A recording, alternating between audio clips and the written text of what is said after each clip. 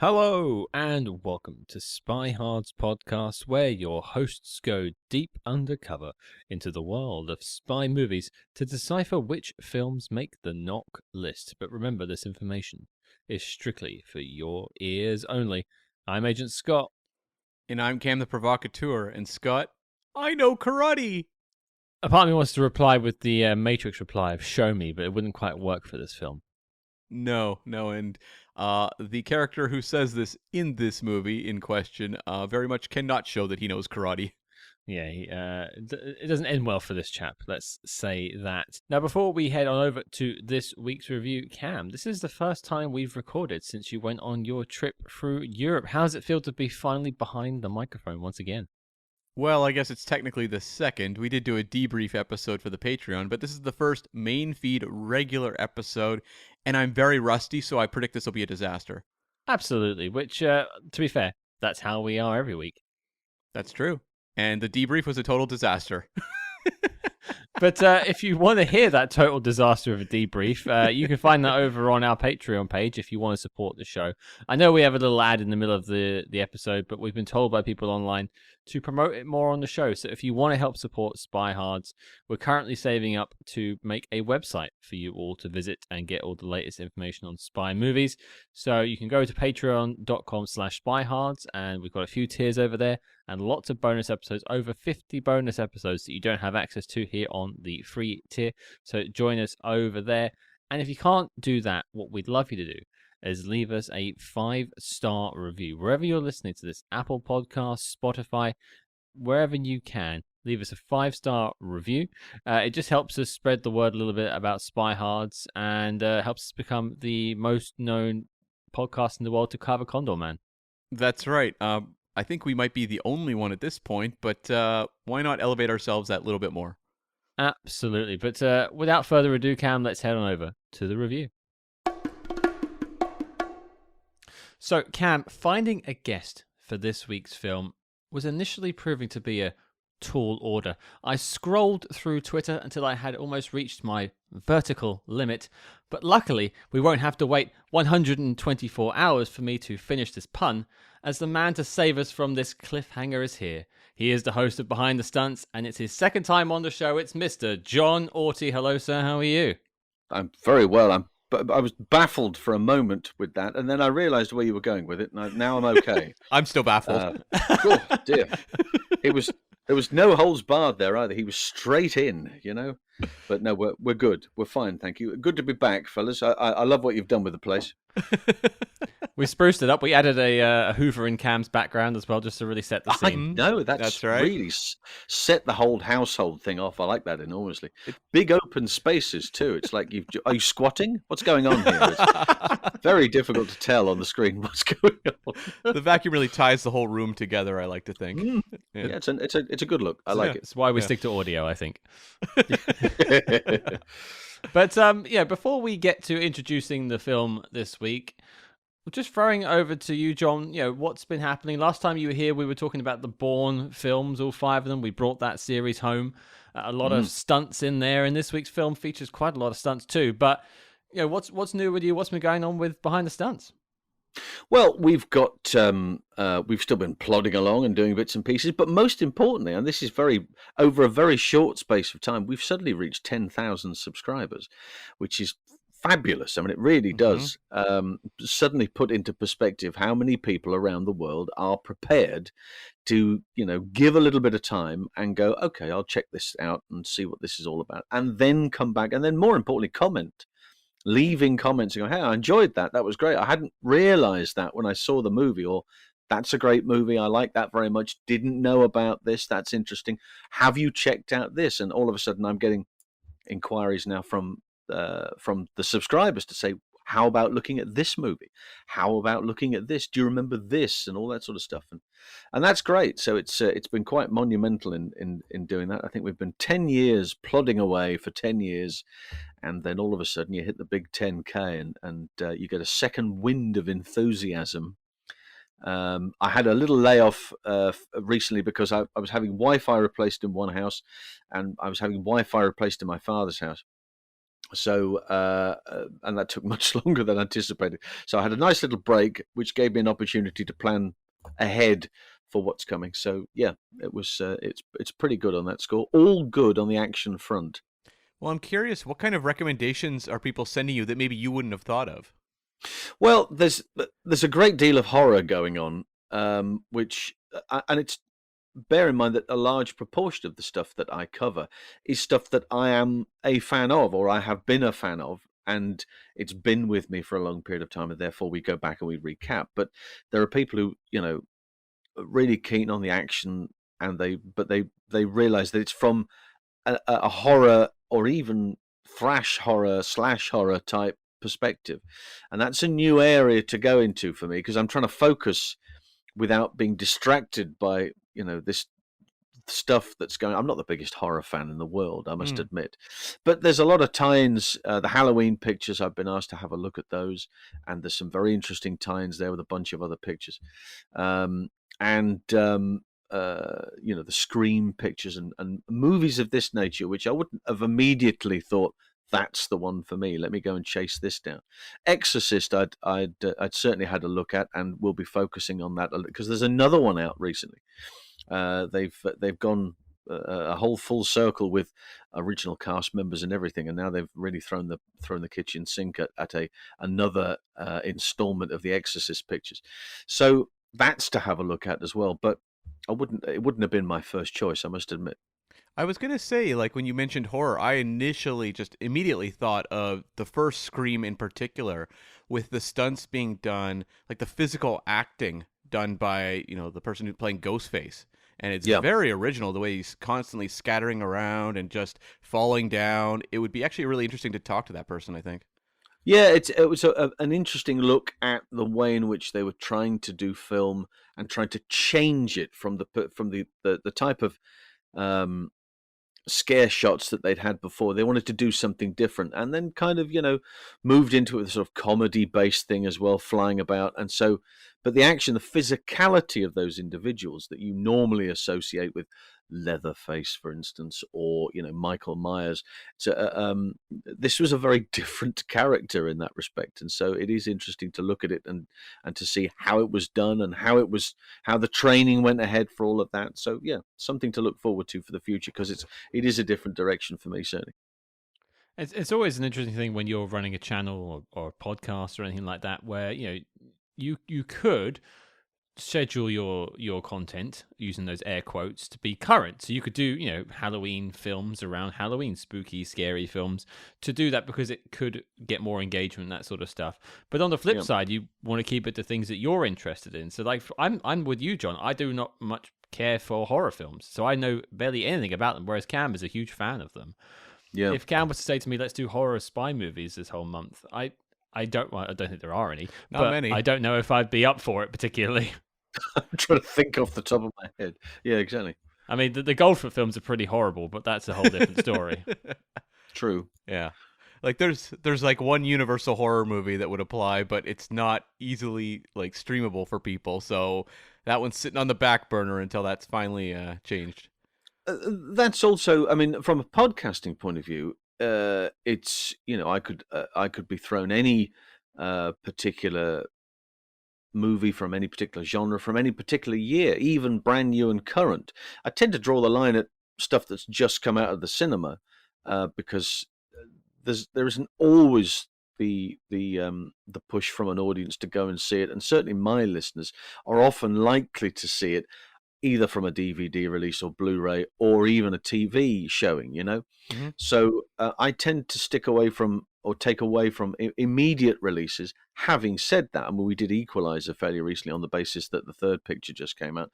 Although I didn't focus on the third picture, it was based around the action based on Denzel's approach towards the character. He'd done a lot of boxing, so his physicality in that role, and looking at the stunt coordinators and the fighter rangers, because the action shots, the way it's shot itself, is remarkable. If you've seen those first two pictures, and if you haven't seen the third one, I do urge you to do so, because it's just as dramatic. It really is very, very exciting to watch. But from the YouTube point of view, then if you look at it from a different point of view, that's a whole different ball game, because there are certain studios that and certain organizations that I just don't have any issue with. I can find footage, I can find B-roll footage, I can find parts of the trailer and stuff that they've let go and released, and I can utilize that as part of the educational purpose of the video.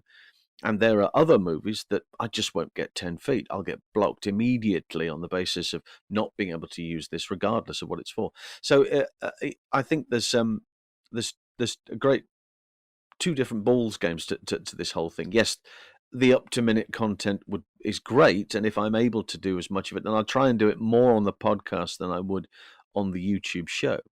But there's a great deal that I would like to cover on the YouTube show that I'm simply not able to do at this point. I'm sure there will come a time, but yeah, it's a tricky minefield. But once you get through it, it's able to cover as much as you possibly can, whatever genre. Well, John, we brought you here for your speciality in stunts, for your speciality in action. And so, Cam, the question goes to you, sir. What are we talking about this week? Yes, we are tackling the 1975 spy thriller, The Eiger Sanction, starring and directed by Clint Eastwood. Yes, the mountain puns are solidifying now. They may make sense to the listeners. Congratulations. Or commiserations for listening to it. Either way. These hills are alive with the sound of Eastwood. Or screaming, I think it was in certain cases. Yes. Quite so. Well, I think, Cam and I have spoken about Clint. I think it'll be the first question I've got for you, John. We've spoken about Clint many times on the show. We've done Firefox, a couple other bits where he's been on. But we never had you on to speak about Clint Eastwood. So just from your experience and Clint Eastwood's films, what do you tend to gravitate towards? What is your experience with Clint, and what do you think of his films? I'm a fan of Clint films. I'm a fan of him as a lead man. And I think and probably a great many of my generation, it was Dirty Harry movies that probably got me into Clint in a big way. Although I was really very keen on him as Philo Beddoe, I must admit, in the Any Which Way movies. When your sidekick's an orangutan and punches just as well as you do, that's not bad for start off. And his physicality has always been a major factor. He's the big, tall dude that the camera suddenly comes up to. There's an issue happening over here, and then the camera pans up, and never mind, here's Clint, and it'll all be fine in a moment. He's got that prowess, and he's done that right the way through his career, from his television days, right the way through to him taking over directing. Because he was like Don Siegel's love child. I think at one point they were doing lots of work together, either directing or working together and writing together. Mm-hmm. And then, from that period, from the spaghetti westerns, which then turned him into a different animal completely, and all of a sudden adored all over the world, he then had to do what a lot of actors have to do, which is to get out of that whole thing of, I'm not just the cowboy, there's other strings to my bow, and that's what he was prepared to do. Although he's always kept the West in his back pocket, because there's so many great stories, and as a director, he really knows how to work a movie. Unforgiven's another great example of a Western that probably couldn't have been done when he was starring in those spaghetti Westerns. A very different type of movie completely. But yes, always been a fan of Clint. His physicality means that he's, as the leading man, he's always very physical, either as throwing punches, which he's excellent. If you watch any of the movies that involves him in sort of close quarter combat, there is a lot of very reassuring stuff, because he, again, used to train doing boxing, so his feet are very handy. Moves his feet very quickly, moves his hands very quickly, has a huge right hook, and knows how to sell it as well. Probably watching, John Wayne pictures and that type of stuff, and again seeing, look, that's the Duke throwing that punch that starts way back here and comes right through the frame and disappears the other way. It's very impressive to watch, and he's good with a quip, and I think with the Dirty Harry pictures, that certainly sold that to the rest of the world. So, yep, I'm an Eastwood fan, no doubt about that. There are a few movie stars of that era who understand their strengths more than Clint Eastwood. Because he Mm. doesn't have like the range of like, say, you know, a Jack Nicholson who's also very prominent in that era. But Yeah. it's like someone who knows exactly how to work on screen. He doesn't go too far outside of his comfort zone, but he is able to kind of adapt that persona to all these different types of movies. I mean, somewhat like a Tom Cruise, although Tom Cruise will take a little bit of riskier, riskier business, but riskier acting opportunities to do something like Eyes Wide Shut. Whereas like Clint is someone who's very much, I mean, he is kind of following in that John Wayne mold, but also kind of evolving it. Like he's faster, he's more intense. There is more of a willingness to sometimes appear more broken on screen than a John Wayne would. But it's just, he's so locked in every time you see him. Like there's never a movie where I watch Clint Eastwood and I go, boy, he was terrible in this. Yeah, that's very true. That's a very good point. You've never gone in. Touching on what you were saying earlier, limitations. I know there's a great line from one of the movies where man's got to know his limitations. Right? So yeah, he knows this. But as an actor, he knows that he doesn't want to go too far outside of that area because it then becomes unbelievable. Now, certain other actors will just push that boundary.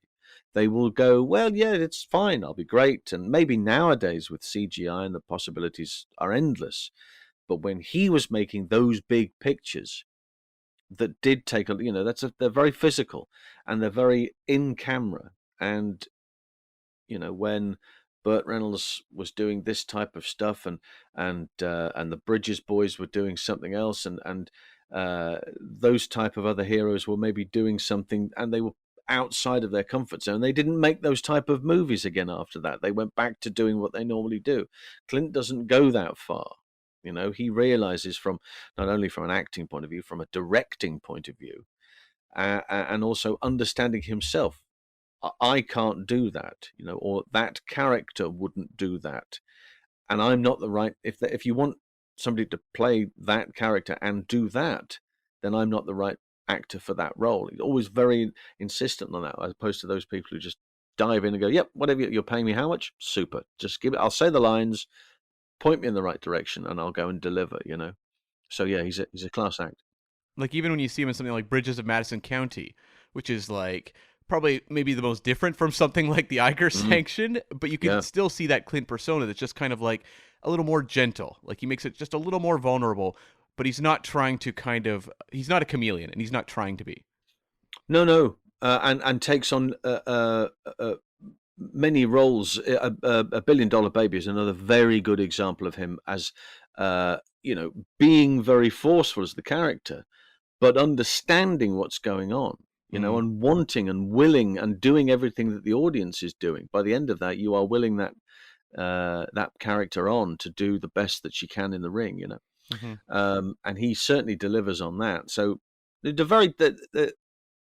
I don't think that you are, what are we now, 2023? I don't think you're going to, there isn't an actor that does what Eastwood does. I don't think at the moment. Maybe further down the line, somebody who is currently in the early days of their career may further down the line come and step up and people will associate certain performances with this individual. But at the moment, I think he's absolutely on his own. You're not going to find anybody, I don't think that would be as powerful with a presence as and longevity like he has at the moment. Well, it's kind of bonkers, really. It's one of my notes I was going to bring up later, but it's sort of the perfect time, really.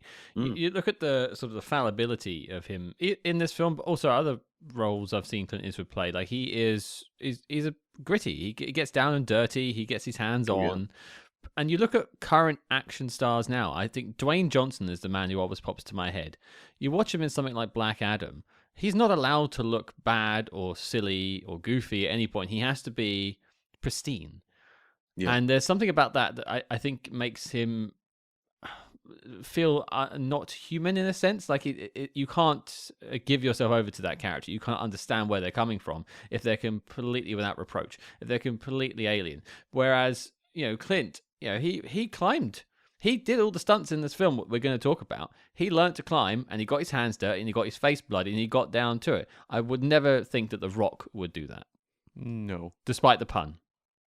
Well, no, and I think that the contractual obligations now are very different to when they um, the Rock Dwayne is doubled by his cousin. In point of fact, um, Tanawi Reed, and whatever Dwayne does, Tanawi does, right? So they are joined at the hip as far as that's concerned.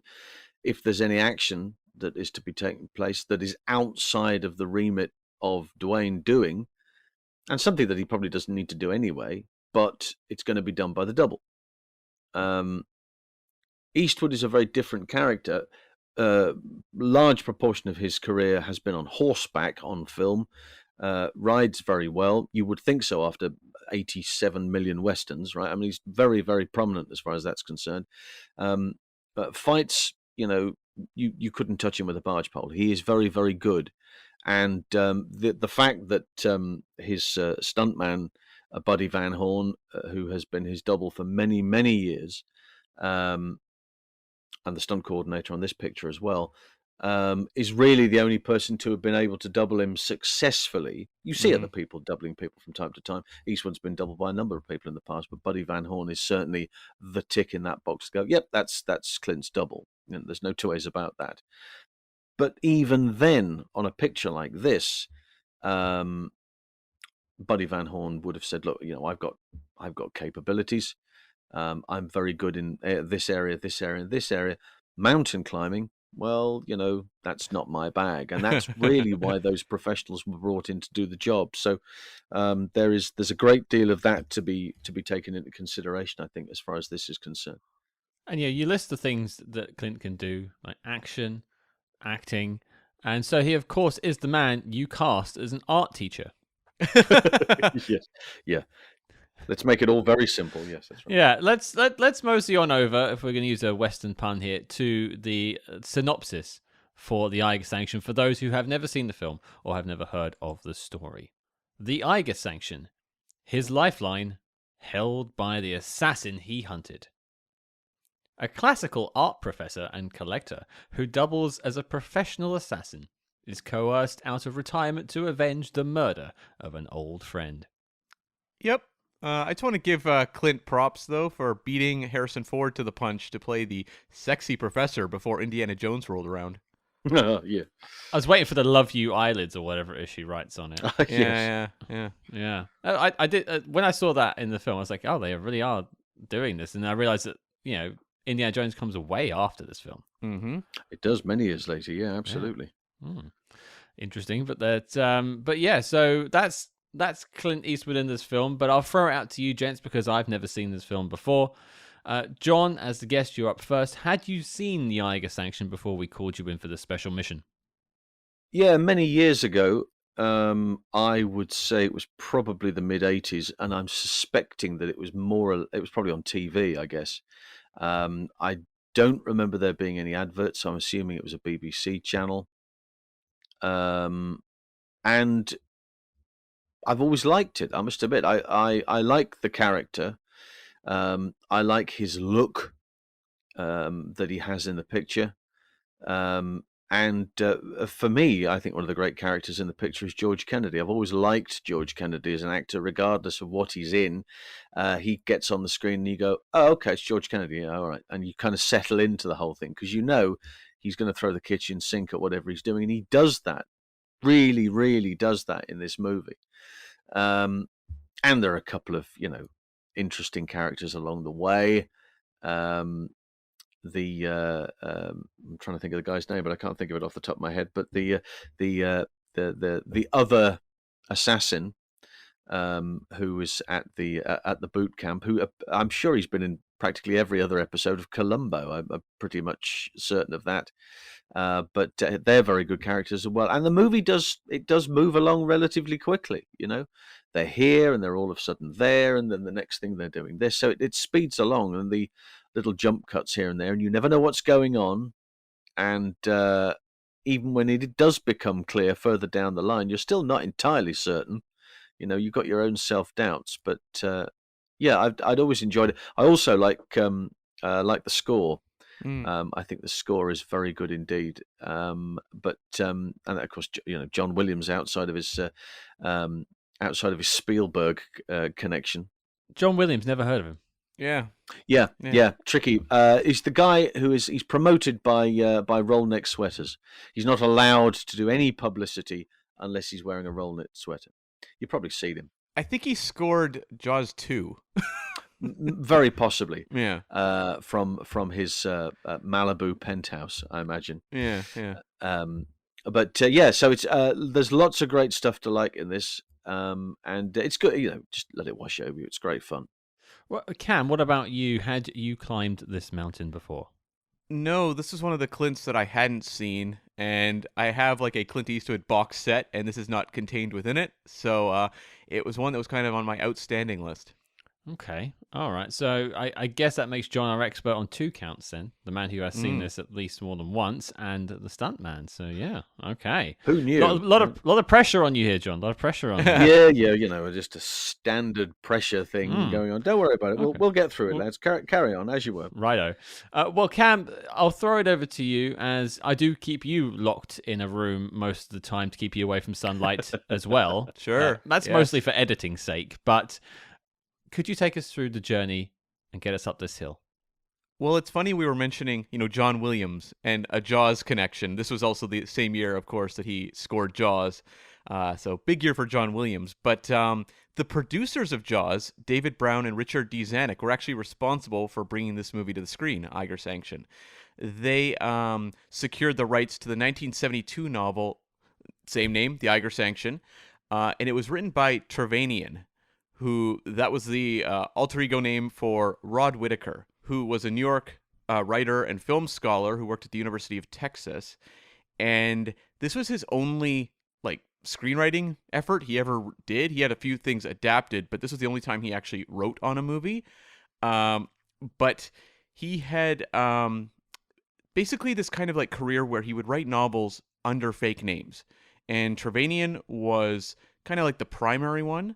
But he had other ones. He had Nicholas Sear, Bennett Lacago, and Edward Moran. And really just going for it on those pseudonyms, isn't he? He's like, if you're going to have a pseudonym, you might as well make it exotic, I suppose. Yeah, they're all spelt kind of unusually. So they do stand out. And his identity was actually a secret until 1984 when his publisher accidentally leaked it. Oh, man, what a spoil sport. Yeah. No longer became the publisher after that, presumably. He got the boot. Exactly. And so Eiger Sanction was actually the first of 2 Hemlock spy novels he wrote. The other one was called The Lou Sanction and involved Hemlock... Whoa. Go back. No. Let me finish. It involved Hemlock going to London. Right. As in Waterloo. Or like Lou in Cornwall, which is Looe. Loo. Okay. Oh, it is, right. Oh, right. Down the pan. Yeah, right. That's some toilet humor for us all there. And so if you sit there and go, wait a second, that sounds kind of comedic. And I just watched The Eiger Sanction. It didn't seem like too much of a comedy. So the novels that Trevannion was writing were basically written to be spoofs of Ian Fleming James Bond novels. So I would say that maybe there was a tonal shift when it came to adapting The Eiger Sanction for the screen. Well, I that's something I'm probably going to get into a bit later when it comes to tonal shifts in this film. But okay, so it's nice to know that it starts at the author and it works its way into the film. Yeah, and so the author, Trevannion, is writing a draft of the screenplay for this film. They also bring in a writer, Hal Dresner, who was a writer-producer, did some uncredited work on Cool Hand Luke with George Kennedy in 1967, but his first major movie was 1969's The Extraordinary Seaman, starring David Niven. Scott giggles. And that movie was apparently just a complete disaster, but he did continue to work. And that movie was a real Lou sanction. The Eiger Sanction was actually his follow-up to the 1973 horror film Are we just making funny noises today? It was just... What is this? It was a series of S's, and it was a snake horror movie. Oh, well, say no more. Don't you mean Say no more. Slither. I have seen. It's actually pretty fun. I should have done SpyHards at the intro. Yeah, exactly. Yes. Yeah. And so Dresner did not have like a huge career. His final credit was 1981's Zorro the Gay Blade with George Hamilton. So he, that film's like kind of a campy spoof of Zorro. And so like maybe that's kind of where some of the goofier elements come into this movie. I don't really know. But they basically had Dresner and Trevanian writing drafts of this. And they announced Paul Newman would be the star of this film.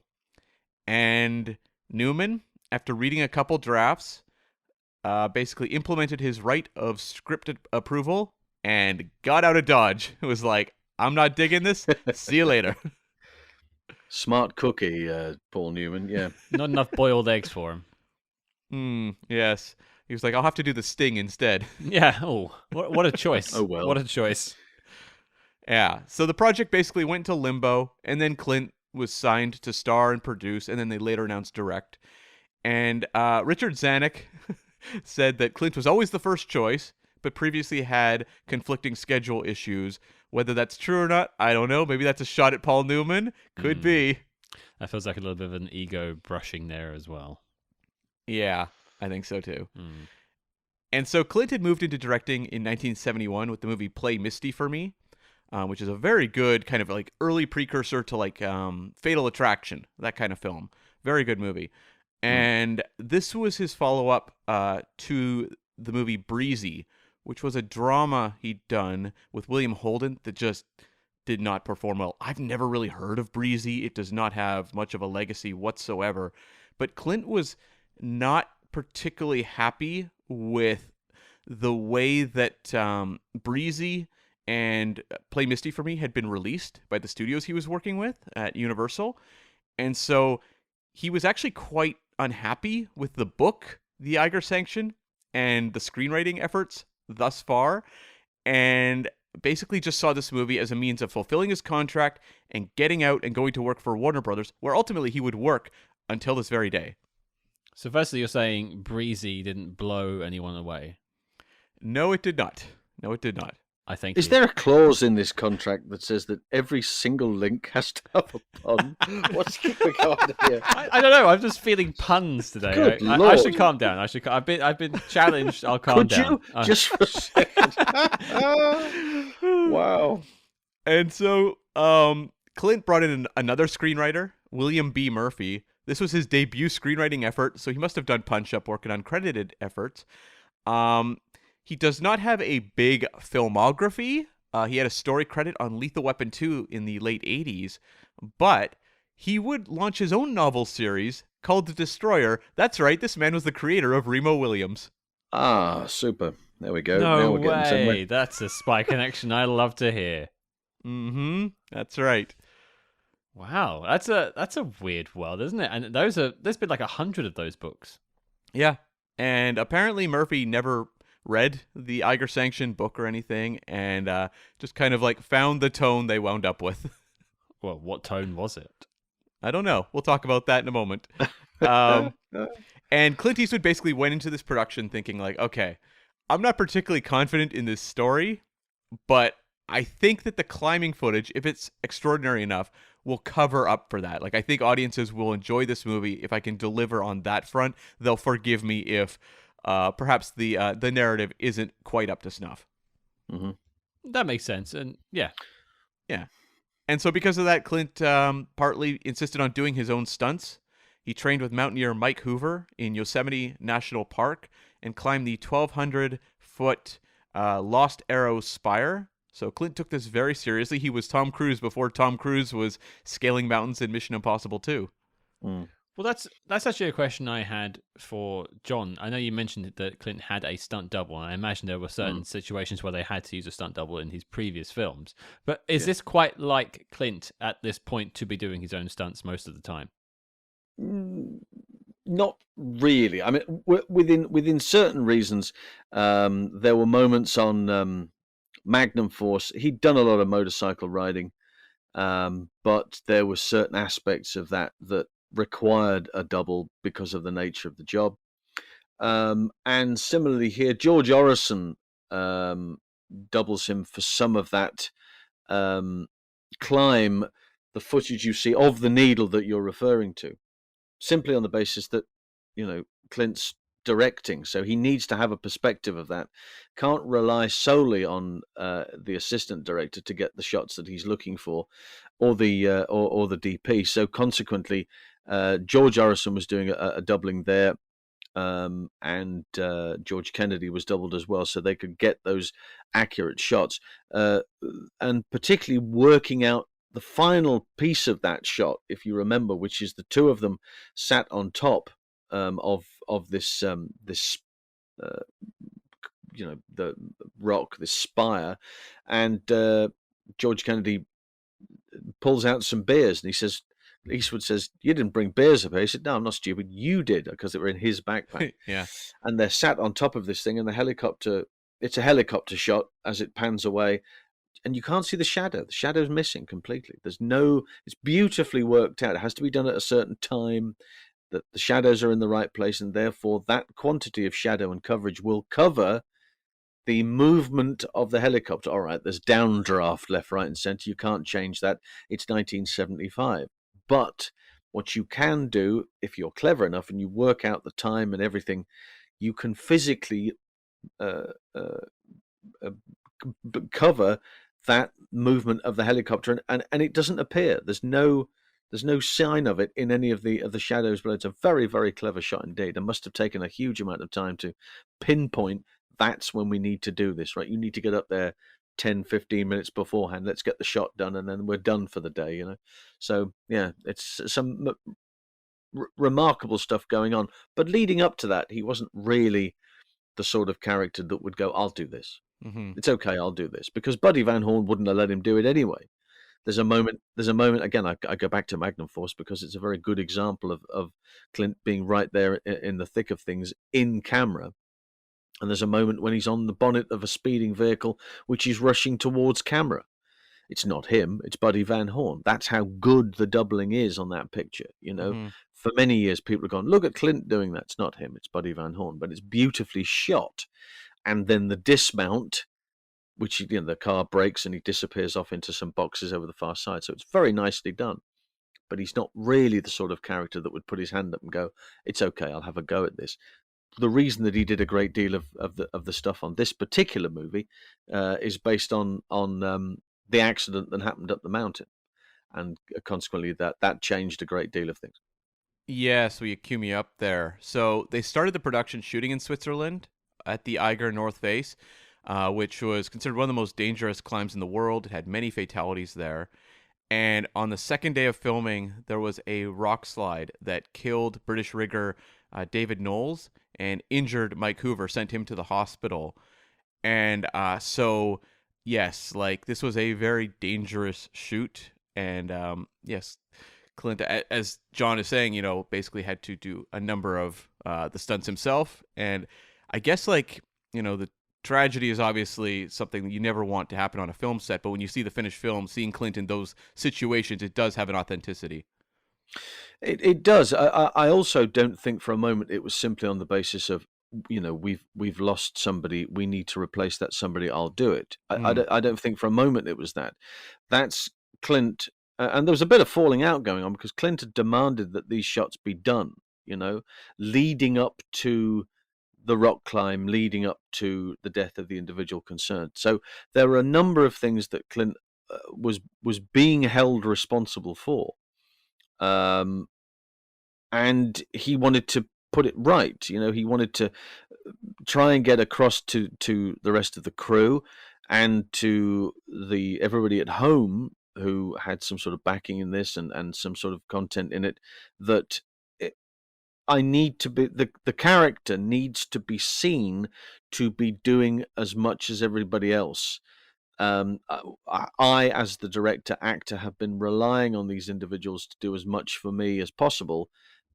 But this terrible tragedy has happened, and I need to put that right. I need to be in a situation where we can get to that point, get the story across, and get the character and me on screen enough to go, that's really him doing that. And I think that was more along the lines of that. It wasn't just a case of replacing it, but There was a lot of falling out that had happened within the production, and he did, he did do whatever he needed to do to try and get it right, and it did make a big difference. Certainly, seeing him up there, and there are shots there which clearly, they're not on a back lot in Burbank. They are very clearly, up the side of a mountain. So with that in mind, I think it was a very important decision, and one that probably only a director could make.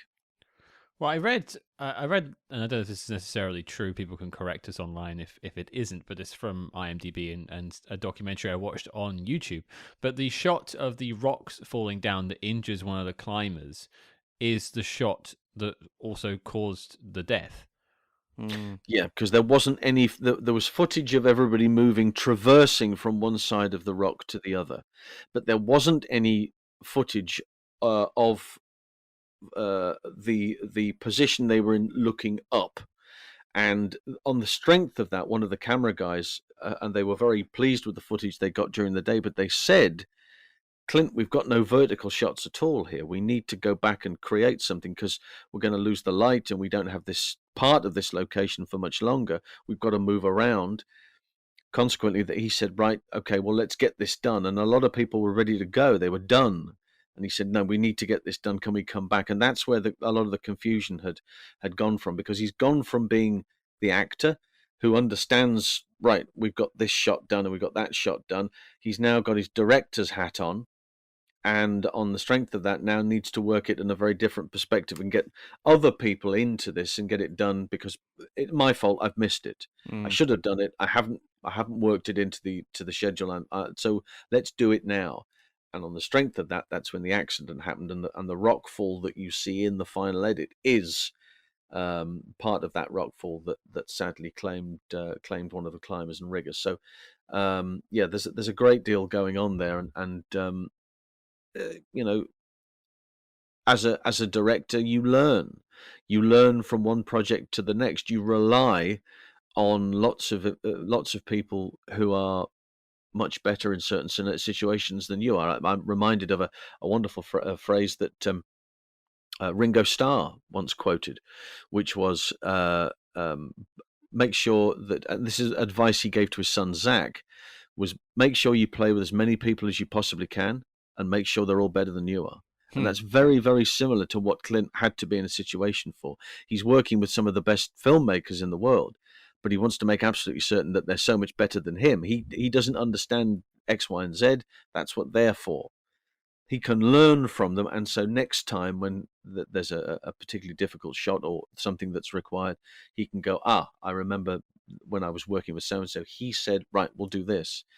And you get the shot better, So I think from a director's point of view, he's had to make a number of very serious decisions along the line. One of them has sadly caused an accident and a death.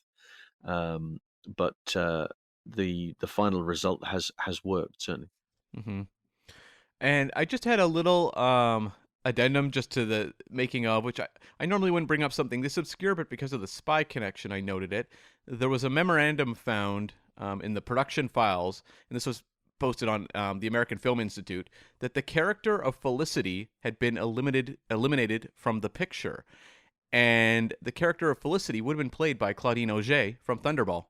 Oh, okay. Oh, yeah, right. I thought that was interesting. Did she shoot the scene, or? Don't know. She would have been cast, but I think it may have been a cut before they even shot the movie. But yeah, we could have had a Bond connection here. That would have been an interesting. And I've not really seen Claudine in much other than Thunderball. I think. And oh yes, no, you're right. I always get her mixed up with Luciano Bellucci, Claudia Cardinelli. Oh yeah, right. Yeah, for sure. Yeah. Yeah, we'll tackle the movie wow. Triple Cross on the show at some point. She's in that, but she's in that. Yeah. She's also in Escape to Athena, one of my favorites. Okay. And so this movie had a budget of $9 million. Domestically, it did $14.2 million. So it was a modest hit. Tick in the box. That's a profit. Yep. International numbers are lost to the sands of time. I have no idea. The top three for the year, number 1 was Jaws. Number 2 was One Flew Over the Cuckoo's Nest. And number 3 was Shampoo, the Warren Beatty film. And just a final note, author Tervanian also wrote a book called Shibumi. And it was recently announced that Shibumi would be directed by Chad Stahelski Ah, and adapted by Matthew Orton, who appeared on this show. Wow. And he wrote Operation Finale. okay. So another action stunt connection in some shape or form there with Chad at the helm. Mm-hmm. That's again, Buddy Van Horn, a very good example of a stunt performer working very closely with Clint, understanding direction because of the amount of stuff that he's done with Clint, moves on to doing not only stunt coordination work but second unit work, and in fact entire units. Right, take that unit, go and film, and he does exactly what you would expect a director of first unit to do. So he's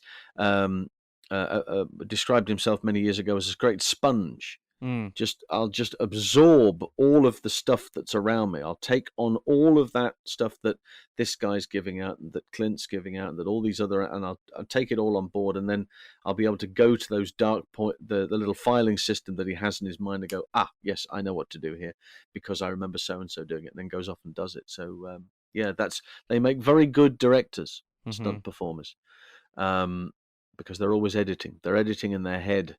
And they're working out that's a better shot, and I could do this here and there. So Chad's an extraordinary example of what can be done when you let somebody loose who really knows his way around an action sequence. Definitely. Well, then, I think it's time we head off to Dragon to get our next sanction mission. Let's talk about the Eiger Sanction in 2023. Jon, you're our guest. You've come on the show. You saw it back in the 80s. You're revisiting it now. What do you think of the film? With your current sensibilities, with your current experience, with your level of knowledge on stunts now, how does this film feel for you? I remember it as being slightly more action-packed than it was, and then I then looked at it again relatively recently. I'd seen it a couple of times before, but I watched it again recently in connection with this podcast. And realized that the work that's happening on it, I think apart from the mountaineering sequences themselves, the fight sequence in the, he's gone to deliver the whatever it was he was trying to deliver, and then climbs the drain pipe, right? So all of that, the very clever sequence. The first sanction. The first sanction, yes. And he is doing the climbing. There's no doubt about that. He's also really climbing a drain pipe. I don't know whether anybody's ever tried to climb a drain pipe. It's not simple, and ideally, if you're going to climb a drain pipe, I've come down one or two in the past, but that's another story. But climbing them, it's often easier if you're of smaller frame. Now, the history books will say of cat burglars and all of this sort of stuff. They're referred to as cat burglars because they were, very stealthy and quite small in frame. If you're able to shimmy your way very, very easily up a drain pipe, well, there's possibility that you'll move on in your career as a burglar. Nobody sees you go in, you blend in. Clint's huge, right? Yeah. He's 6 something, and he's got proper boots on, I think, by the looks of things. There's no trainers on this, and he's climbing his way up there. And whether that was reinforced or not for the shot, I don't know, but he makes a very good job of it. And 3 cameras covering it, one from one side, one the other, and then one at the top watching him come up. So they were really selling the whole point of, look, there's the star climbing this drain pipe, and look, that shot over the top that goes, bloody hell, that's quite high. You wouldn't want to do that, would you? So again, putting Clint in a slightly different perspective. But the fight in the room afterwards is really quite clever, but very brief. And it reminded me very much of the circus. The guy's trying to fend off a knife with a chair that he's got in his hand. So the lion coming towards him, and he's showing this chair at him. But my memory of that is the lovely shot of him leaving the window when the guy gets pushed out through the window. It's just a lovely shot, initially in slow-mo. There's 6 edits on the way down, which means he's really trying to sell the whole fall and distance and cutting back from one shot to the other. And then there's a lovely cutaway false perspective thing at the bottom. He falls out of the window. This is Orwin Harvey, incidentally. who's the stuntman who falls out of the window. Ironically, the guy who doubled Sean Connery jumping from the oil rig in Diamonds Are Forever. Oh, okay. So the same guy, but does the fall, turns for the fall, and then. So I suspect there's an edit of him jumping from the roof, maybe 10, 12 feet out of camera shot, and then a separate cut of him jumping and landing flat into the coverall, this sort of over the top of the little table. There's a couple outside having coffee, and he comes and falls to the top of the parapet. And it looks very much as though it's been done in a sort of it's slightly closer to the camera, so it gives the impression he's gone all the way through it, when in point of fact, I think he's only just gone through part of it, and part of it is still there in one piece afterwards. So it's a very clever shot, but landing and flat backing on the ground there. But it's a nice little shot, and I remember that quite vividly as being something that stuck with me quite a lot when I saw it at first. I kept thinking about that over and over again, because it's a very clever little way of being able to change the way of some bloke falling out of a building. Right. He's going to fall off the roof into something. Yeah, well, let's do it slightly different. It's been very cleverly worked through. But there aren't many moments like that in the picture, even though it has a stunt team of 7 or 8 people on it. Majority of those are they're also not considered professional climbers, by the way. That's 7 or 8 stunt performers who would have been there, probably doubling. Again, you're looking at the basis that Clint is directing here, so he needs to have another double here. He needs to have a long shot double for this and a long shot double for that, because there's going to be helicopters taking off and panning back. So you still need to have the individual in frame. You're not going to get the actor doing that. So yeah, there's a couple of little moments in the picture that I like enormously, but that's certainly one that springs to mind. It's an interesting one, because I that scene jumped out at me a lot for its parallels with the Bourne Identity. Right. You've got Jason Bourne leaving the embassy, and he's climbing down the building, whereas Clint's climbing up the building. You've got the sort of hand-to-hand fight with the push dagger, but like how that's shot in this film is very different. Oh, actually, that film, the way that the fight is shot reminded me a lot of 3 Days of the Condor with the postman. Yeah, where it's very messy, it's like, intentionally so. It's messy, and like it's shot weird, so you don't see everything. There's not a lot of coverage of the fight. It suggests a fight more than it shows a fight, which can sometimes be actually far more vicious.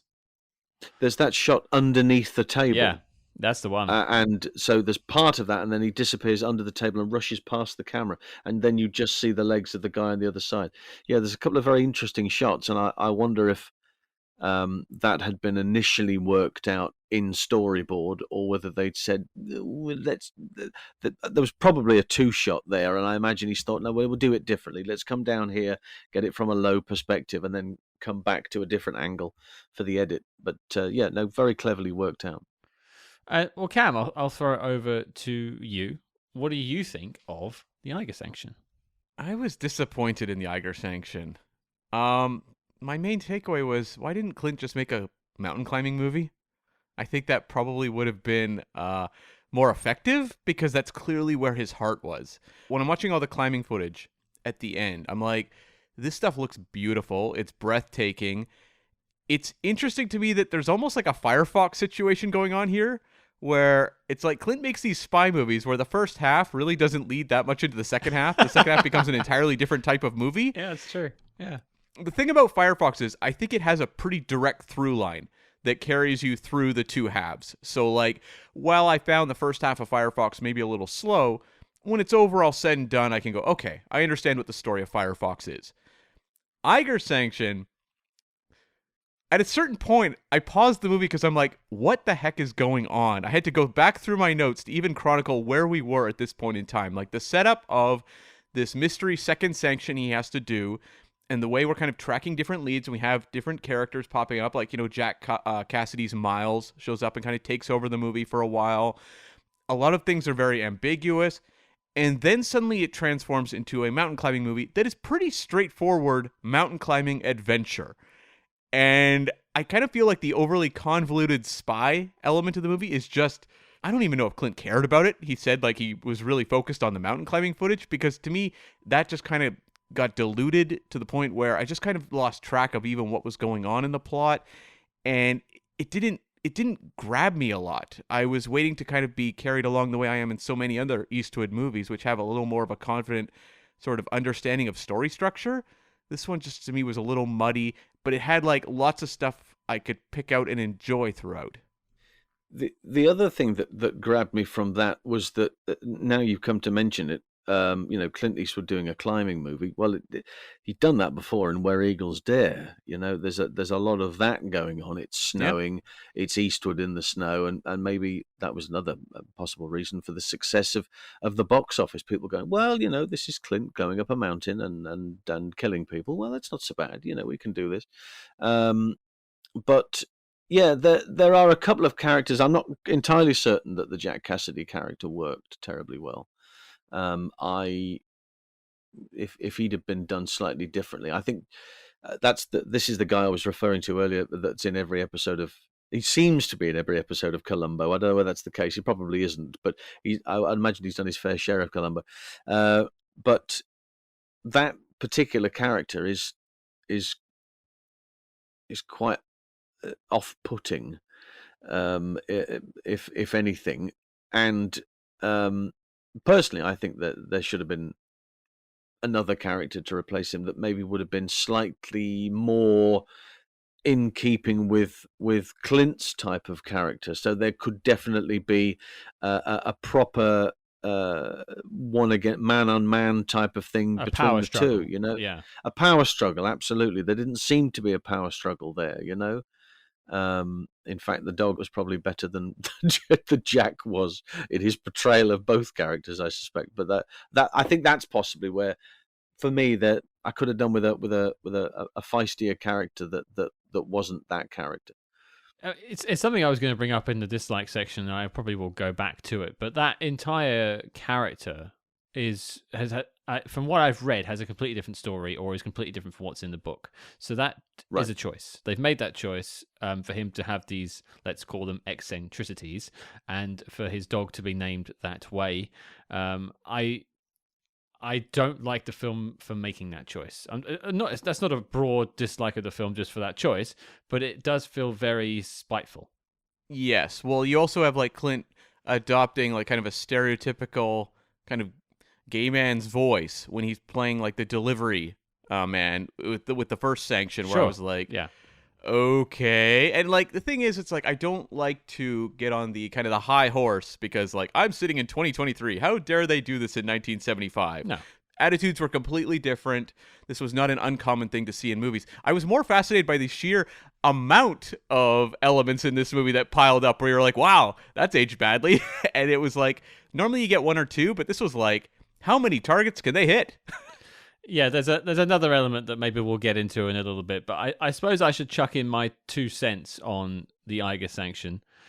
I was baffled, truly baffled by this film, because there are moments where I thought it was actually doing something quite interesting.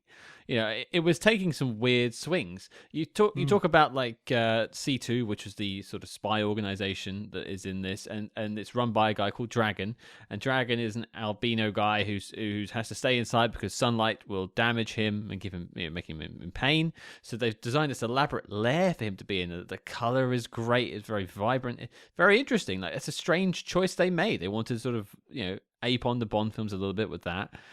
Absolutely fine. Very cool. Lots of moments like that. Lots of weird eccentricities, like, seeing Dr. Hemlock. What a great name for your lead, by the way. Dr. Hemlock, it was a bit uncomfortable, perhaps, the flirting with the student, but like it was in a tongue-in-cheek 70s way. I'm not going to, hit the film for that.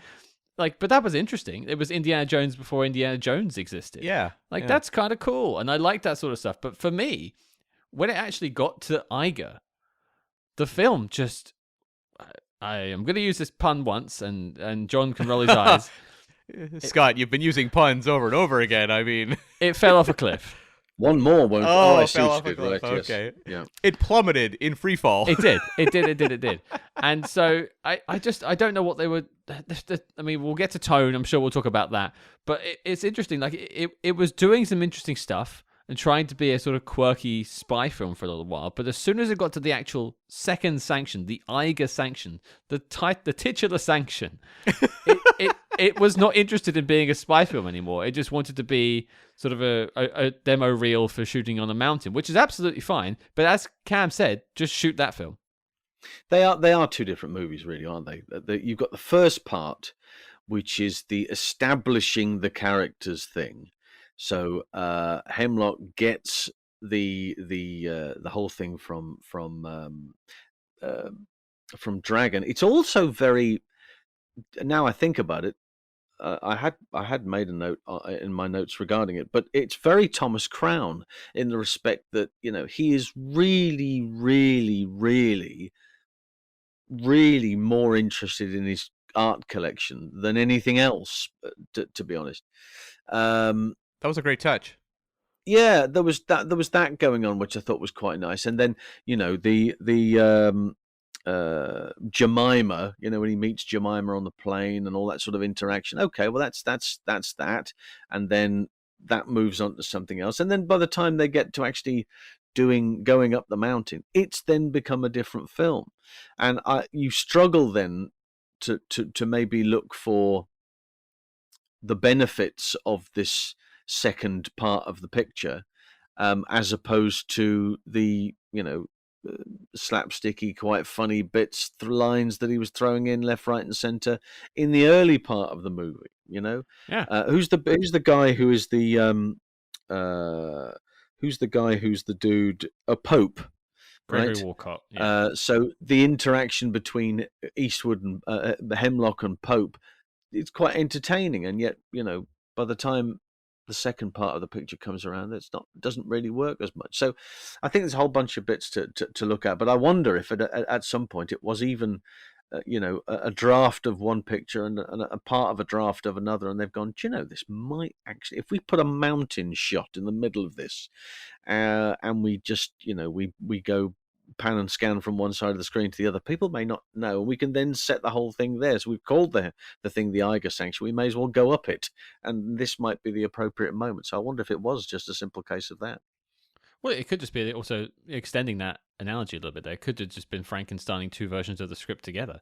There was a very wacky tonal film at one point, and then there was a very gritty assassination thriller. And they just went, oh, there you go. That's your script. Off you go and go and shoot it, which is happened before. It's not a problem.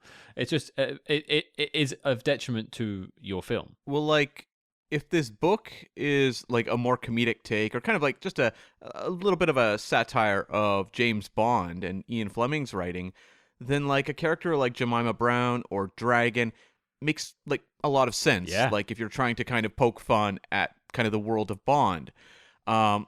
But like when I get to that back half of the movie with the mountain climbing, like there's like kind of drama going on with one of the climbers' wives, and Clint Eastwood kind of having earnest talks with some of the other with one of the other climbers on the mountain, and I'm like, this doesn't fit with kind of like spoofing James Bond.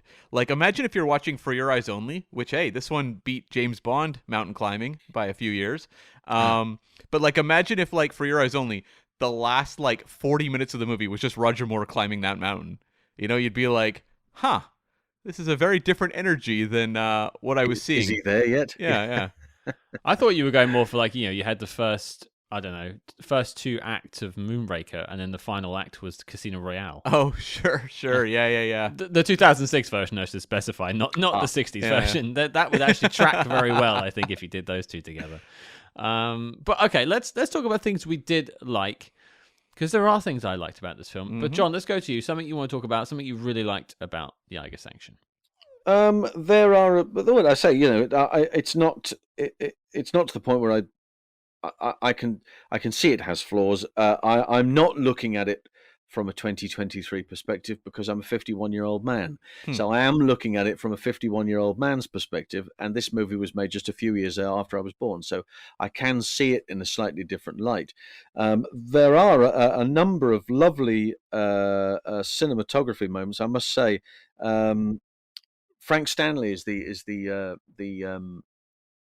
director of photography on this, and does create some gorgeous shots. There really are some lovely moments. Even and the dragon sequences or the shots are not my favorite, but there are moments where there's flair Obviously, you're getting flare from the lights and from the heat and from various other bits because he needs to be kept in a controlled environment. But there are moments there that really do work very well, and the design of that set, you get some lovely shots there, and of course you're expecting to get elaborate shots of the mountain and the views and the this and the that, and there's a lovely section just leading up to that, if you remember, when they make that transition from the end of the first part of the script to the second part of the script, where they then open up onto the Eiger itself, and it's a helicopter shot over the top of the ridge, and there it is. It's glorious. It's really very, very nice indeed. So there are a number of lovely moments. The music, I will top on the music again, because I think this is a lovely score by John Williams. It really is. It doesn't matter what he does, whatever project he's given, you automatically assume, as many will do of a certain generation, because they may have only grown up with John Williams as either doing that type of adventure march, i.e. Raiders of the Lost Ark, or the Harry Potter pictures, or Jaws, whereas he's got such a huge escape. In fact, conducted the orchestra for Fiddler on the Roof, as I remember, for the film version. But there's some lovely stuff on here, and of course there's a rock connection. I'm a big fan of rock music in a band myself, and Toto's Jeff Porcaro, the late great drummer with Toto, is playing percussion on this, but with the Hollywood Symphony Orchestra. So It's a really, really super score, and I do have a copy of it, I must admit, and I do play it from time to time, primarily because of its melodic gorgeousnousness. It does sweep about, and there's a later section where you can really what did he obviously he created the shark in music for Jaws, and you don't see the thing for nearly an hour, but it's there because of the eeriness of the music. And similarly with the mountain sequences, the higher we go in this climb, the pitch of the music changes and it's slightly different, and there's a feel of he's created a eerie breeze running through it, which is actually done for real with instruments. Very, very clever indeed. So as per usual, hats off to John Williams for ticking a number of boxes on this. So it's got a lot to go for, I must admit. There's a couple of interesting costume moments as well, but the less said about that the better, probably. Yeah. But they would be my two highlights, certainly.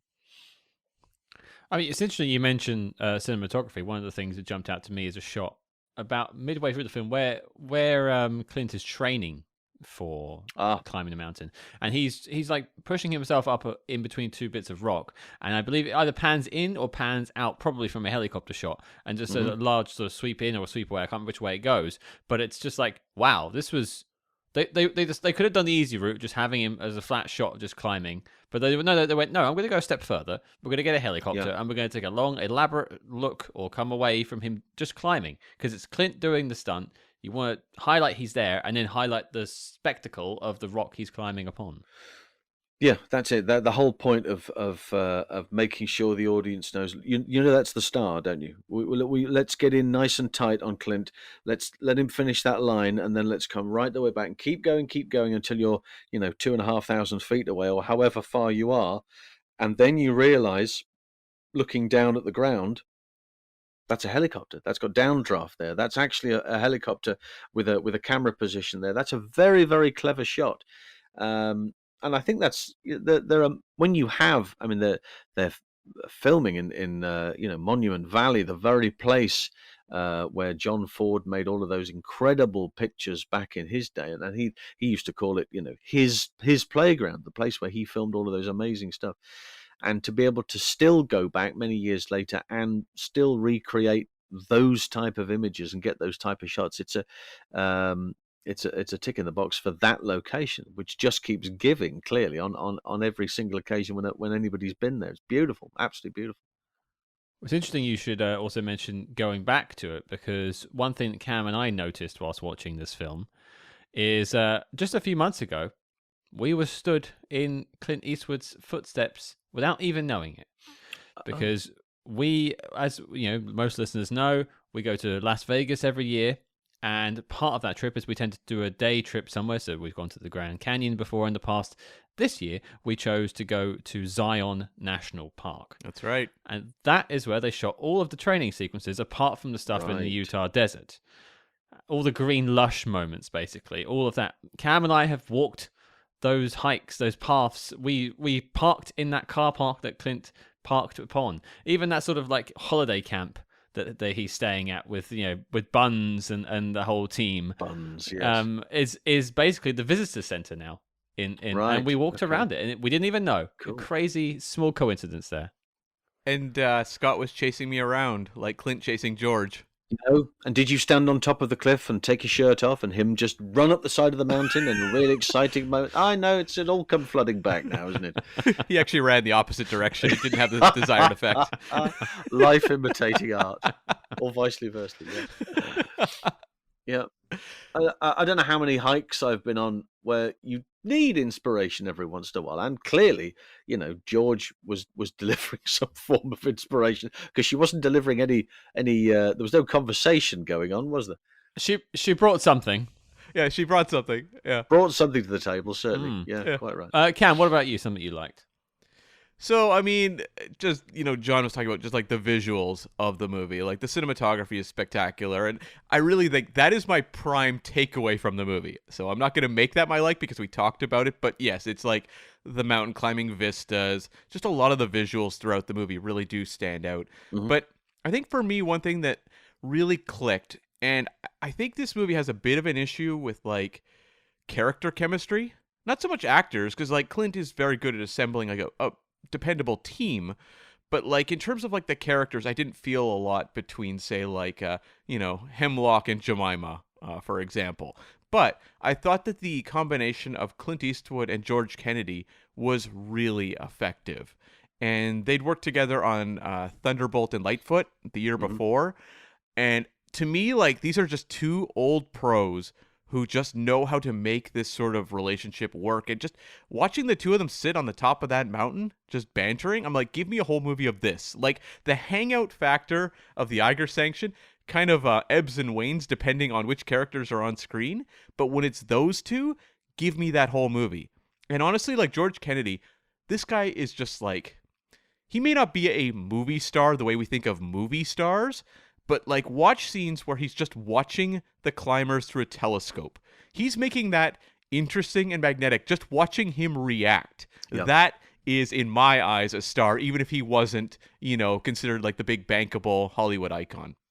He's a proper, really serious character actor. There's no doubt about that, and is always thrown in a number of pictures, primarily because he's a solid, down-to-earth sort of character that people can relate to. Doesn't matter what it is. He's playing the chief of police. He's playing some hood. He's playing a bartender. Makes no difference. You see him on screen. He delivers that line, and he does what he does, and people go, "Yeah, I could see that. That could be me." He's actually doing what I'm doing. Later audiences, of course, will know him from the Naked Gun pictures and being Leslie Nielsen's sidekick in that, and again, that then sounds off other, because he's a very, very funny character actor. He really does know a good line when he sees, and visually, he doesn't have to say anything. He can, as you're saying, looking through that the binoculars there and looking at what's going on, and his face is doing everything. You don't need lines. He's really an excellent actor. I've always liked what stuff that he's in. A picture that I covered not too long ago, the Delta Force. He's in there playing a priest, and a very, very powerful performance there as well. So he's not certainly casting him in this picture, I think was a major tick in the box for the production. Absolutely. And I think like the movie kind of drops the ball a little bit with like the reveal of him being the target at the end. Like it didn't have the dramatic punch you kind of hope for, but you look at the gravitas with which George Kennedy then talks about, how George is his daughter and was hooked on drugs. I'm like, this guy is selling something that like the movie's not giving him a lot. The movie hasn't told us, but he is. Yeah. The narrative is not on his side. Like the screenplay is not quite there. But he's like, I don't care. I have to sell this moment, and I'm going to do my best. Yeah. No, it's certainly something that I I'm really interested to see if cast, and if somebody else had been cast in that role, would it have done the job that it had done? We talked at the top of this about Paul Newman very possibly being Hemlock, and that would be a real struggle for me. I don't think that would have worked in that characterization, or the script as we know it. The one that he turned down on. But I don't think that would have happened, and I really can't see anybody else in this role than George Kennedy. It's something that he's managed to do over a number of years, do it really, really well. And as you say yourself, the movie just didn't tell us visually what he then had to tell us in 2 pages of dialogue. So we were kind of relying on him towards the end to push the boat out and give us a hand. Mm-hmm. It takes a real talent for an actor to sell you on something that he can't see. Yes, absolutely, yeah. He's looking at a mountain that no one's on, and he doesn't care because he's not actually that character. But he's selling you what's on the other end of those binoculars, and that's a skill. Absolutely. And I mean, in terms of we've covered them mostly, from cinematography to score to the sort of camaraderie between the two leads as well was the other thing I had. But I do just want to throw in a tip of the hat to kind of partially the reason that I wanted to look at this film is I heard that Clint did a lot of stunts himself, and that shows in the film. It has a grittiness, especially when he's climbing the Eiger at the end. That's him going up the mountain, and you don't see that anymore. And I kind of miss that element when it comes to filmmaking. The sort of practical, hands-on.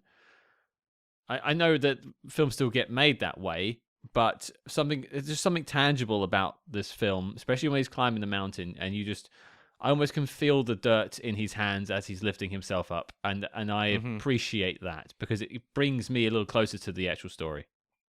The thing to remember here, and this is again where the 1975 2023 thing comes into play, is that this movie, and if you've ever seen Vertical Limit, there's a good example of a mountain climbing movie which has had the kitchen sink thrown at it, and you've got a director on the helm that came out of fresh from directing a Bond movie and was all of a sudden the greatest thing since sliced bread. And what it did visually was it ticked no end of boxes. And yeah, they filmed it in New Zealand, but not all of it. A great deal of it was filmed on a green screen somewhere else. What you see here on the Eiger Sanction is actual crew and actors up mountains. And that moment in the picture where he is then told by George Kennedy to cut the line, right? He's 4,000 feet up. There's important things to bear in mind, that he's not doing this because this is the thing they're going to sell in the trailer, or this is the thing that the actor is going to do when he's doing the press junket. There was no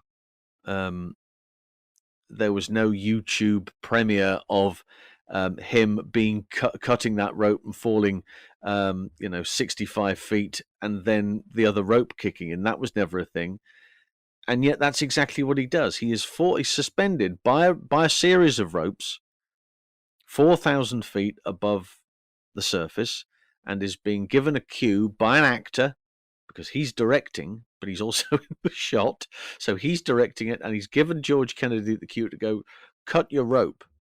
And he's physically cut it. He then falls, and falling 60 feet is bad enough when you're not suspended 4,000 feet above the ground and not attached by a number of ropes, because what happens is he will have a safety harness on underneath that with selection of carabiners or hook. So he's in position, and it's roped in such a way, giving the impression that that's the rope that's kicked in. But that's one hell of a jolt when you get to that point. Yeah, Clint's in fair fettle. I don't know how old he would have been in 1975, late 30s, maybe, something like that, maybe early 40s.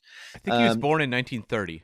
Right. Okay. So we're not far away. So he's still in very good physical specimen, but obviously, but you drop somebody, and by the time they get to that point, at the lowest point, he is possibly twice his natural body weight and traveling much faster than he was when he left. So the whole bunch of things, his body goes through a whole bunch of stuff, and that's him doing that.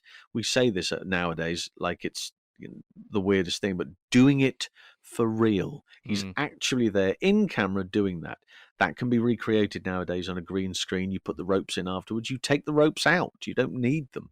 He can just put an arm up and you'll put a cliff face in and he grabs hold of it. So it is easy to do nowadays. But back then, much more complicated. And yeah, kudos absolutely to Clint for doing it. He's got reasons for doing it, but nevertheless, the I would imagine that when you'd finish filming that, he would just think, I've got nothing left. I've got to have, like 6 months off, a year to go and recharge my batteries. I don't know what his next project was after that, but I would imagine he took a little while to reconsider it before doing anything else, because that's a very physical role, absolutely. And it's interesting, just, this is an audio podcast. A lot of people listening to this might not have actually sat down and watched the Eiger Sanction yet. I would urge you to take a minute. The clip of this scene that John was talking about here, neither of us did it justice, but it is on YouTube. You can find that exact clip right now. If you're not going to watch the film, go and watch that moment, because that is a man giving his life over to some, very, very well educated, very well practiced stuntmen and, mountain climbers, but still, he's putting his life on the line. And that is a big thing to do. And anyone who's done any sort of mountaineering or any sort of stunts or anything to do with skydiving, anything where you put your life on the line, that is a big step to make. And he did it. And he led from the front when it comes to that. And so that's where I want to tip my hat. Okay, so John, you were saying, did Clint Eastwood take a break after the Eiger Sanction? No, he didn't. He actually, the very next year, directed The Outlaw Josie Wales. Oh. So, yep, no sleep for Clint. In fact, he'd have had a double header, wouldn't he? Because he had Outlaw Josie Wales, then The Enforcer was the same year as well. So they'd have been filmed back to back. Uh-huh. And The Gauntlet the following year. And then he's just continually worked up until about 2004, I think, before deciding, I think I'll just take 10 minutes. Yeah. The thing is, it's a physicality. It takes it out of you. Now, the physical stress and strain, if it affects the mental stress and strain as well, and very clearly, looking at his workload over the next 18 months, 2 years, means that this is still functioning very normally. And he's just looking ahead and accepting jobs, and they're very different from the ones that he's done before. And he will direct them. And he will be in a situation where he's working many, many different units and being the head of all of this sort of stuff. But none of it will involve being physically dropped from such a height with such force. But that's the nature of it. Film stars, you had to be you had to be very physical and be in a position to ride those punches before accepting a job. And that would have been a major part of this, is because the huge amount of it set up this mountain. So hats off to Clint for that, most definitely. We interrupt this program to bring you a special report. Attention, SpyHards, diehards. Independent podcasting, much like the spy game, requires considerable resources, whether it's research, equipment, hosting, or of course constructing a hidden moon base. We're putting out the call for your support. That's right, the SpyHards Patreon is the home to our ever-growing lineup of Agents in the Field episodes, where we decode non-spy films from your favorite spy actors, and The Debrief, where we activate our billion-dollar brains and predict how the spy movie news of today will shape tomorrow. Cam, what have we got in our crosshairs this month? Scott, for this month's edition of The Debrief, we are going to take a look at the new John Wick spin-off series, The Continental, which is now streaming. We have watched all 3 episodes, and we are locked and loaded and ready to fire out our thoughts. So accept your mission and hop in the Hellmobile today at patreon.com/spyhards. But before Spectre agents intercept this broadcast, let's get back to the Spy Jinx. Well, let's pivot on over to things we didn't like. Myths. So things we wanted to bring up. John, I'm going to throw to you something, if you haven't mentioned already, something you didn't like about the film you want to just talk about. Not necessarily didn't like, because, as I say, I'm looking at it from a slightly different perspective. But I think it is safe to say that the Miles character I could probably have done without. I don't think. I think the character's been shoehorned in, if I'm looking at it. And I wouldn't be at all surprised if Jack Kennedy hasn't said, "Do you know, I don't even think the character would have been written that way. Mm-hmm. That's not the first time I've heard that approach from Jack Kennedy, which he's used in the past, and I suspect that that I keep making this Columbo reference, and I'm terribly sorry to do so, but he was in 3 episodes of Columbo. I've just double checked, and one of them was very clearly this type of character. So it's Okay. a character that he is familiar with and is able to sort of push the boundary a bit in various directions depending on what's required of him. And I just think that maybe it could have been a slightly better character. I'm not entirely happy with this, this guy being because he's another hitman, Mm-hmm. right? And you go, okay, well, that's a very interesting approach. And surely, I know it's 1975, so it might have been very difficult to spot the hitman in the group, particularly if one of them was playing it in this type of manner. Having said that, we don't see anything to suggest that he's as good as Clint, and to put them on the same sort of pedestal, I find difficult. But was there anything else that really it was a sort of quantum of solace ending? I can see where our Mr. Forster, the director, probably got an idea for that with him being hung out to dry there in the desert. That was quite nice. Yeah. I can actually add to that a little bit there. It actually combines both of your two sort of nitpicks there, really, because I was just checking in the book that character is, I should say, that character, the Miles Mallow character played by Jack Cassidy, is in the book, right, and the dog is in the book, right, but in the film, his dog is taken back by Clint Eastwood, sort of saved. In the book, the dog and him are left to fend for themselves, and he is found having eaten the dog. Oh, wow. Yes. So there's like a harder edge to where the story goes. Yeah. And I think that would probably play more into what they wanted to do with the sort of serious side of this film. Yeah. But they just can't balance the tone, unfortunately. And I can't speak to what the characterization was like in the book of that character, so I don't know on that. No. But I would suspect that probably, Jack Cassidy has suggested, why don't I play it like this? Sure. For them to go, well, yeah, like a sort of comedic edge thing that might work. And as I say, he has done it before, but you're bang on though. Like you should have seen an element of sort of danger from him. Like something it proved his worth as maybe not on the level of Clint Eastwood's, Dr. Hemlock, but close to. He should have maybe killed, George or something like that. Like you give it some stakes. Exactly, because the only character that you see just briefly for a moment that could be a similar physical character is Miles' bodyguard. Mm-hmm. Yeah. And that, so there's a physicality thing there, but apart from that, there's certainly not. There's no meeting of minds. I wouldn't have thought. I don't think as far as that's concerned.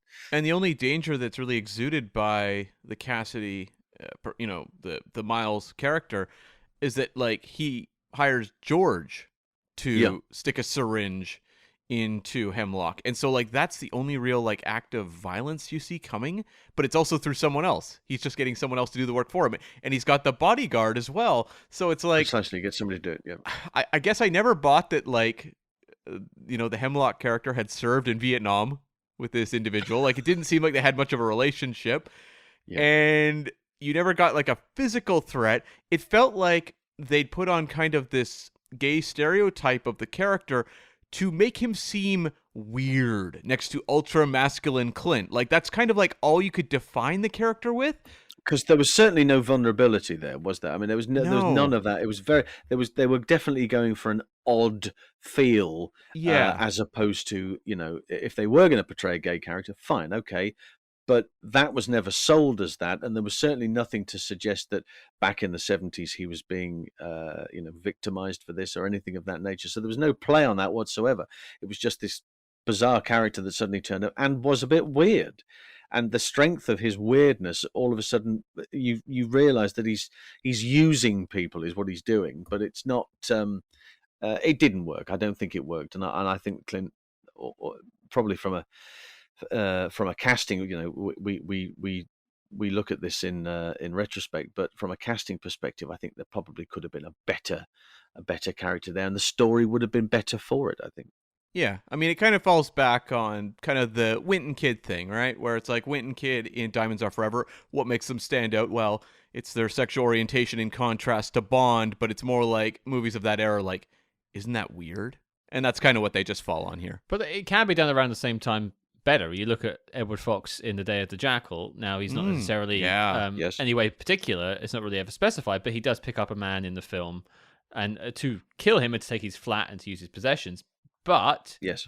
there's an implication there, but it's never at like detriment to the character. It's never meant to infer that he is weaker or anything like that. No. And this film really is taking that punch. It's also not the definition of the character. No, exactly. Yeah, he's not defined by it. Exactly. Yeah. But Cam, over to you, sir. Something you wanted to take up with this film. Well, I mean, there's obviously, like, we're talking about, the handling of like a gay character. There's a lot of issues like that kind of run through the movie. The George character is indigenous, and Clint Eastwood basically follows her around saying insulting things about indigenous people. Not great. The Jemima character, just the name alone has not aged well for obvious reasons, but like just the handling of that character is not done particularly well. I would have liked just like a more dynamic individual. Like Clint often would do that in his movies, where he'd cast kind of like a leading, actress next to him who wasn't going to take away from his star power.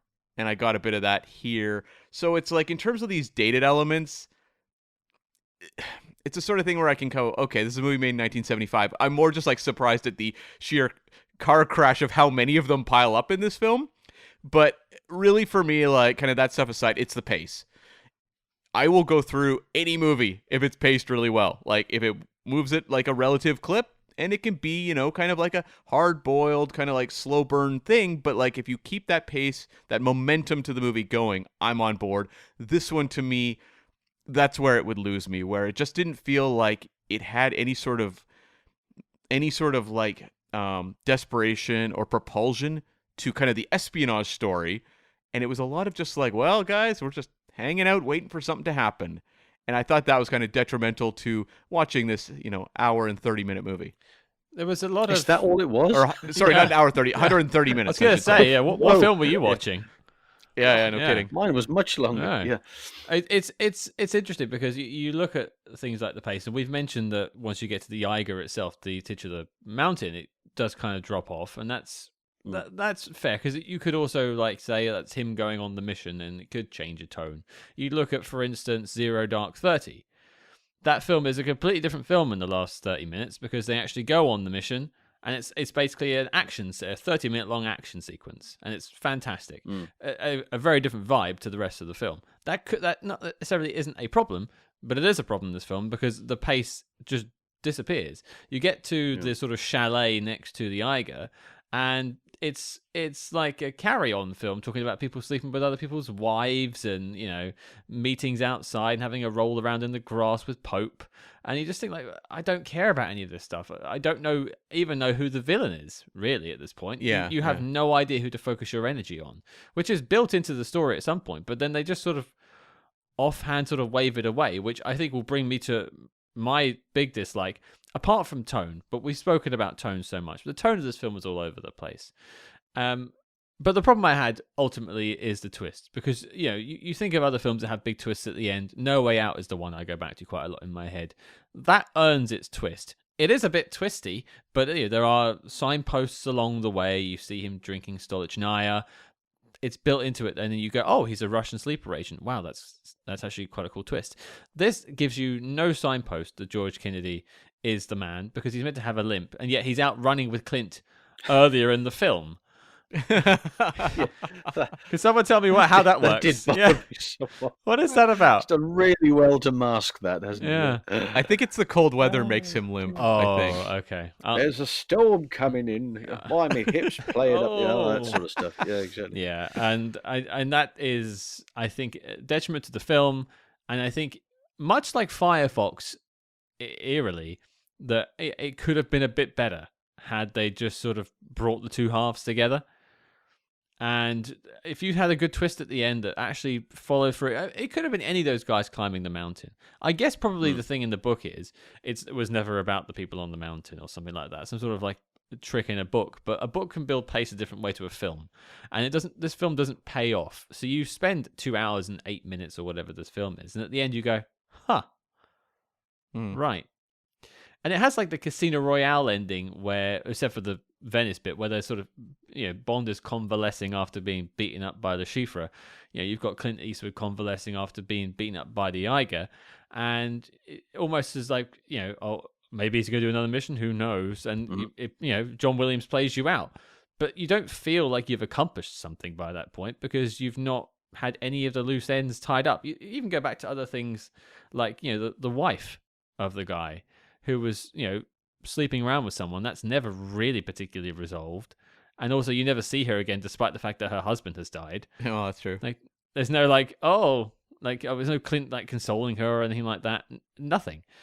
And so I just feel like, I think we sort of came up with the idea earlier on in this episode, but I think this is just two scripts that have been sort of bandaged together.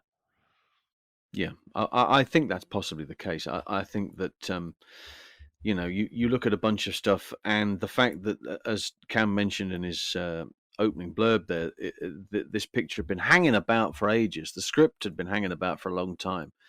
And the first version of that, and then somebody else had a crack, and then they'd done this and that, and before too long somebody had bought it, and then nobody wanted to be in it, and a whole bunch of things before probably somebody go, for Christ's sake, will we just make this movie? We've had it singing around for ages. Let's do it. And then they finally get Eastwood on board, and then all of a sudden things start picking up. But what doesn't change is the general concept of the film. And I wouldn't be at all surprised if some of those scenes you were talking about that are rolling about in the grass verge with by the tram lines there with Pope and all that sort of stuff, probably written in the day before or that morning. We need something to pad out this, and I've had an idea. Why don't we do this? And then we'll film it. Just rushing bits and pieces through to get it done. And it does feel a bit jarring in places, from an entertainment value. And I still look at it. I do try and let a great deal of stuff wash over me, Sure. Particularly when you're looking at pictures like Eastwood. He's done a few pictures up to this point. He's directing this, and you want to think, well, the guy knows what he's doing, and he's going to get final say of this and that. And nowadays we look at it and go, well, this was really quite poor, and it's like two parts of the movie. Didn't he see that back then? Didn't he go storming into the editor's office, go, what the hell have you done with this? Where's that scene that we filmed, and why is this like a big jump cut to another movie at the end of it? But clearly there were a number of different issues along the way, and they've kind of had to put up the best version of everything they can come up with, and it's not going to tick everybody's boxes, but you can let it kind of wash over, let it sail on, and you do get a beginning, a middle, and an end, and what happens in the middle is kind of a bonus, I suppose. It wasn't quite what people were looking for, but it does, as an adventure picture, it kind of works out. No, and as we pointed out, there are things to like in this film. It's not without its positives. I think we spent more time talking about things that we liked than things that we disliked. So absolutely, that's a credit to the film in terms of like the balance. Is it over 50% good stuff? It's probably doing okay as a film. Yeah. What I like about Clint as a director is that he actually is very inconsistent, and that sometimes makes him more interesting. And that you go through his work, there's so many great movies. You think of Unforgiven or Outlaw Josie Wales. I'm a big fan of $1 Million Baby. There's a lot of movies in there that are great. But then there's like a lot of stuff mixed in there that's like not great. Absolute Power, True Crime. There's a lot of movies. I don't know. I'm not going to speak for Breezy, but I don't know if Breezy's that great. There's a lot of movies in there that you go, oh, that's not one of his best ones. But it's because like it's this entire body of work, and you understand his instincts for how he directs, that I find his misfires just as interesting to talk about as his movies that are great. Like they all bring elements of him to the screen, and they're just interesting to take apart. The argument to that, of course, is that he is so commanding in a performance perspective, and as a writer, we know that he writes very well. We know he directs very well, And on the strength of that, his project should be chosen accordingly based on his experience and based on what he knows he can do. If he's able to take a project which on paper is utter car crash from start to finish and turn it into some sort of beautiful, fabulous looking movie that still delivers at the box office, then the man's a genius. But clearly, on occasions, as we've noted there, he picks up something that he believes will work. He thinks, yeah, we can do this. We can do something with this. I like to think that I can make this a really, really, really important movie that people will be talking about in 20, 30, 40 years' time. And then for it to be just kind of okay. All right, it sold at the box office because Eastwood was in it. And with the greatest respect to the American cinema audience or the audience around the world, he could have, read the yellow pages and probably would have broken even at the box office. So there was no harm in him making a profit with this movie. I think that was always going to be on the case. And those initial characters, him, as we've mentioned already, him and George Kennedy together, fabulous, really, really solid. And that kind of works very well. The visuals work very well. You've got lots of, more plus points than negative points, certainly. But you'd like to think that from a director's point of view, and certainly somebody with his experience, you'd go, you can do better than this, Clint. There's got to be another project somewhere that you can tidy up and make it yours. So they're not all going to be big hits, but the box office proves that this was a success. Absolutely was a success. Right, before we head off to the knock list, John, do you have any final notes or things you want to mention about the Eiger Sanction? Anything else I want to mention? Well, I think that it's important to mention the climbing team. We've touched on the stunts, but the climbing team are very important because it's the Eiger, and as everybody keeps mentioning in the picture, north face, the north face of the Eiger, that's something that you don't want to do really if it's absolutely necessary. It's one of those things that climbers, they look at it and they say, well, why climb it? Because it's there. That whole thing about climbers doing it. And the north face of the Eiger needs to be respected. The mountain itself has claimed many over the years, and as we see in the production of this film, it claims somebody else. And the climbing team themselves, to be able to work in very difficult environments, I would have thought, with the weather changing quite regularly, and the further you go up, the more complicated that weather is going to be in smaller bursts for filming. I would say hats off to them enormously, and the fact that they are not credited on the stunt team that is interesting. They are credited separately in the film as climbing advisors and riggers, and I think that's important. We're accepting of the fact that they're not part of the stunt team, but they are, doing a huge amount of the work that's up there, and they should be celebrated accordingly. So, if I may, I've just got a couple of names here that I think make up the full team: Charles Scott, Guy Nethert, David Knowles, Doug Haston, Bev Clark, and Martin Boyan are some of the key members of that team who most certainly need their to credit where credit is due. Nice. No, they should have their flowers, because I think ultimately the thing that much as maybe tonally didn't work with the rest of the film, you can't say that stuff up the mountain didn't look gorgeous, and that's their craft there coming through. That's them. That's all them. Cam, any sort of final notes for us? I had a couple of silly little things. Sure. I like that the microfilm at the start of the movie arrives in Bazooka Joe bubblegum. That I just kind of enjoyed. I remember in high school, every day after class, my friend and I would go and buy Bazooka Joe gum and chew it on the walk home. Weird memory. But the other thing was, I'm curious about how you two felt about the British representation in this film, with the two Brits who want to use the telescope that George Kennedy is using. Oh, Well, a kind of standard, I would have thought. Did they do a lot of? Do they do a lot of apologizing? I think they probably do a great deal of apologizing. That's normally the situation. But that the immediate look when he tells them no in that particular way that he tells them no, I think that's a fairly standard response. Yeah. Nowadays, it might have been slightly colourful. he'd have got some back, I would have thought. But yeah, I think that's a fairly standard British response. Well, in that case, never mind, and walk off and go and do it elsewhere. I'm happy to see a miffed Brit in a film, which is that's some vernacular that North Americans might not get. Miffed means slightly annoyed. Yeah, the tone in this film miffed me. I was miffed by the tone. The British review, if there ever was one.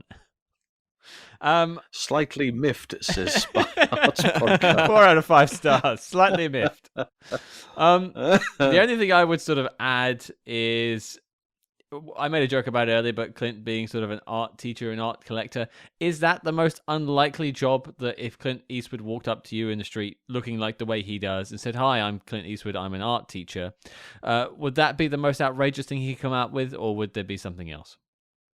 If he said, "I'm taking over from Monty Don on Gardener's World," that might have done it. That might have swung it a bit further. But he's the sort of character that can get away with most things. And I think he kind of, you don't learn anything from him, do you know, as a teacher. No. Obviously, the young lady who wants to improve her grades has an idea that she might be able to learn something from him, but clearly nothing curricular in this instance. But he holds himself very well. As again, I mentioned the fashion to a point there, but he wears that jacket and trousers thing very well. Yeah. I must say he's got the biggest shoulders I've ever seen. I should ask Pete Brooker and find out what the man's measurements are and whether he's ever had anything made in London, because that's possibly the case when he came over in '68 for Where Eagles Dare.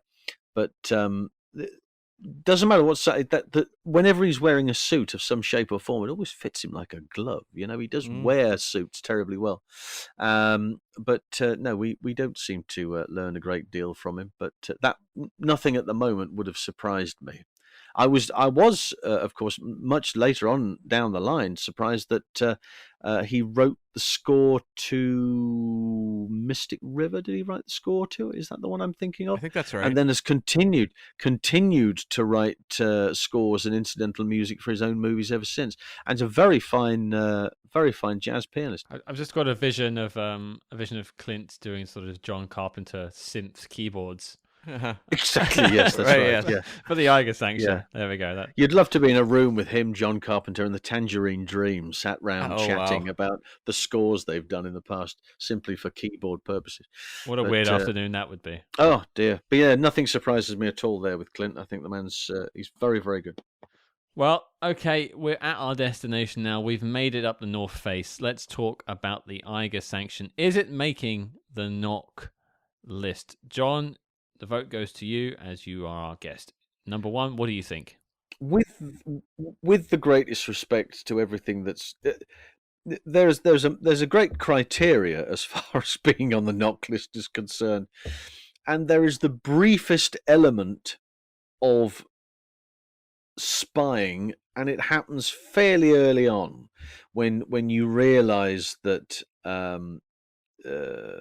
Dragon and various other powers that are involved in this, and there's a spy network, so there's a network.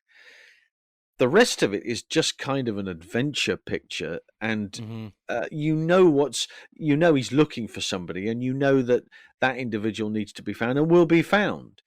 And of course the twist plays about with it slightly, but does it really fall into the category of being part of the movies that currently sit on the knock list? I would say no, if I'm perfectly honest. I don't think it quite falls into that category. I think it's got a couple of elements, but it's not really a full-blown entry. So it would be a no from me, I think.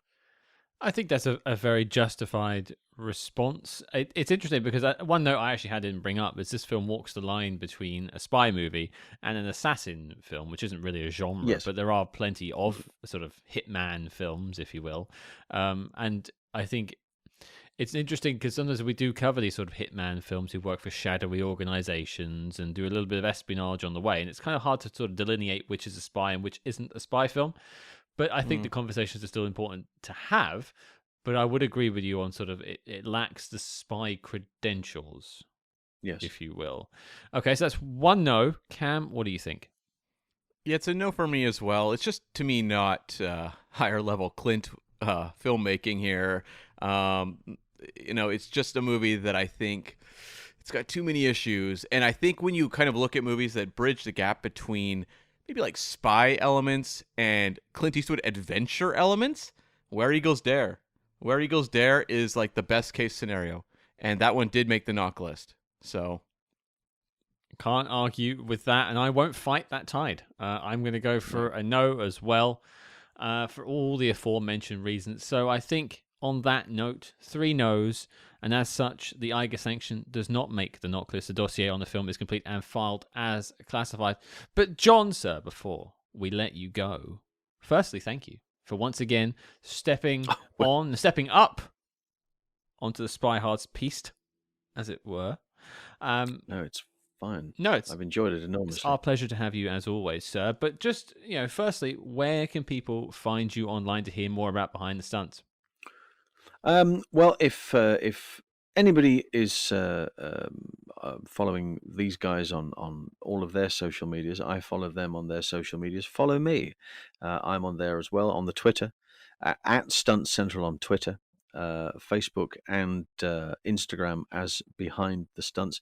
TikTok's got a following now as well, so if you are TikTok suggestible, that's where you'll find me. Behind the Stunts on TikTok as well.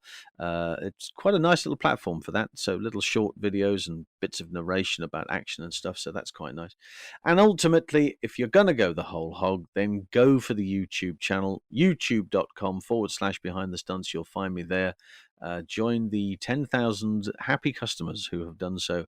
And there's lots more coming there as well. So podcast every Wednesday, wherever you get yours, and a YouTube show every Friday. Well, and just for people who will be checking you out for the first time, maybe what's a good episode or a good podcast to go and check out as like a first-time listen for our listeners? Well, we've touched on it a couple of times in this, in connection with the Indiana Jones connection. So one that is particularly thought of, and there's lots of comments on there, is the Raiders of the Lost Ark episode, where not only we look at the action directing and the action arranging of Peter Diamond was the stunt coordinator on it, so there's some great stuff there, but there's also an interview with Terry Leonard, who of course did the horse riding, the transfer from the horse to the truck, and then ultimately dragging under the truck and going back into the vehicle itself, paying homage to Yakima Canutt in the Stagecoach, that classic gag which happened in 1939, and Terry had a hankering to do, but there's a fabulous story that he tells me about how all of that happened, and it starts with John Milius. So there's a lovely story that he tells you all about that, some great stuff, and some lovely bits about the gags on the picture, and the identifying those people involved and how they started. So go and check that one out. That's a good one. We'll put that in the show notes below as well, folks. So if that's your first episode, let us know how you get on with it, and make sure you follow John wherever he is social mediaing. But John, I want to thank you once again for taking the time to climb Eiger with us. Gentlemen, a pleasure. Thank you very much indeed. And I'll brush the dust off my carabiners. And if you need me in future, I'm just a pea-tongs far away. Can't get better than that. Love it. Well, there you go, folks. That was our chat about the Eiger Sanction. We've been tracking this one for a while. We know you wanted us to talk about it, so we're glad we finally ticked this one off. Didn't make the knock list, but Clint still has a few more opportunities to get on the list. I think maybe like one more, but he already made it. Where Eagles Dare made the list, so I don't feel bad for Clint at this point. I don't know. In the Line of Fire has quite the following. You never know. Oh, for sure. I think that's the only one left, right? So that's maybe his last chance to get a second one on? I think he does have one more, actually. Okay. Yeah. I think there is. So I think there might be 2 together, but wait and see when it comes to that, folks. But speaking of coming up, Cam, the question goes to you, sir. What have we got coming up on the show next week? We are changing the energy up big time. We are going to tackle a very recent movie, a movie that we also know that will kind of vanish into the ether very, very quickly, but we feel it is our duty to give you a review of the 5th Spy Kids film, Spy Kids Armageddon, directed by Robert Rodriguez. Yeah, we heard you, folks. We did the first 4 episodes on Spy Kids, and we know you wanted more. We know you wanted a roundtable on Spy Kids, and just bonus episodes. As many interviews as we could get. More Spy Kids, the better, as far as you're concerned. But, to be serious, we didn't expect there to be a 5th Spy Kids film when we were doing the movies. They kind of announced it midway when we were reviewing them. And so, it's just come out on Netflix. We figure now is the best time to be talking about it. So there you go, folks. Your mission, should you choose to accept it, is to join us next week as we take a look at the latest Spy Kids adventure. Is it as floopy as the predecessors? We will find out as we take a look at Spy Kids Armageddon. And don't forget to follow us discreetly, of course, on social media at SpyHards. That's SpyHards on Facebook, Twitter, and Instagram. But until next week, folks, I better grab my trench coat. Wouldn't want anyone to spot me.